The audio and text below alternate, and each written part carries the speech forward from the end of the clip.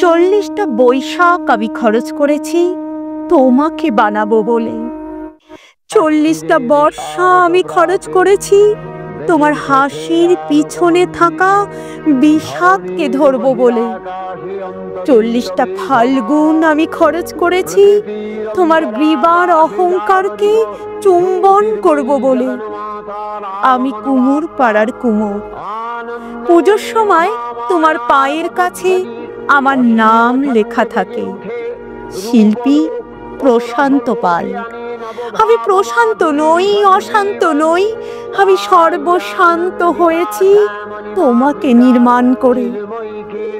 প্রথমে তুমি ছিলে আমার মেয়ে, বিচুলির জানু যখন ধীরে ধীরে মাটির জাহ্নবী হয়ে উঠত, বিচলির স্তন যখন হয়ে উঠত পাথরের মতো সর্বভূতে সুসংস্থিতা, তোমার চোখ যখন হয়ে উঠত আমার মেয়ের চোখ, তখন আমি লোভ বর্জন করে হয়ে উঠতাম মেয়ের বাবা। তোমার পিঠ বানাতে বানাতে, মাটি দিতে দিতে আমি হয়ে উঠেছি তোমার গোপন প্রেমিক। তোমার পিঠে মধ্যরাতে গোপন চুম্বন করে বলেছি, তোমাকে আমি ছাড়বো না, তোমাকে আমি কসবায় যেতে দেব না, তোমাকে আমি আমেরিকায় যেতে দেব না। মাত্র ওই কটা ডলারে তোমাকে আমি দিয়ে দিতে পারি না।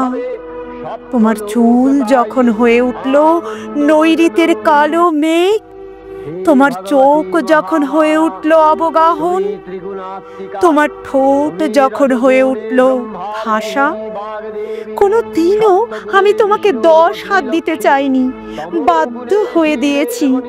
কেননা তুমি আমার জ্বরের সময় জলপট্টি দিয়েছ, সেই দুটো হাতেই তুমি আমার মা, আমার মাতৃরূপেণু সংস্থিতা। তোমাকে এই খোলা চিঠি লিখে গেলাম। আমি মাটি মাখতে মাখতে, নিজেকে গুলিয়ে মেশাতে মেশাতে তোমাকে বানাই। আমার এই আঙুলগুলো না থাকলে তুমিও থাকতে না। আমার 40টা ফাল্গুন, আমার 40টা বৈশাখ আমি খরচ করেছি একবার চোখ ভরে তোমাকে দেখবো বলে। ওরা যখন তোমাকে এসে লরিতে তোলে, তখন আমার বুক ফেটে যায়। কোনো বাবা চায় তার মেয়েকে লরিতে তুলে দিতে? কোনো প্রেমিক চায় তার পার্বতীকে লরিতে তুলে দিতে? কোনো ছেলে চায় তার মাকে লরিতে তুলে দিতে? আমি শিল্পী হতে চাই না, নাম করতে চাই না। ডলার যা পেয়েছি ফিরিয়ে দিলাম পৃথিবীকে। আমি তোমার নৈঋতের কালো মেঘ হয়ে থেকে গেলাম।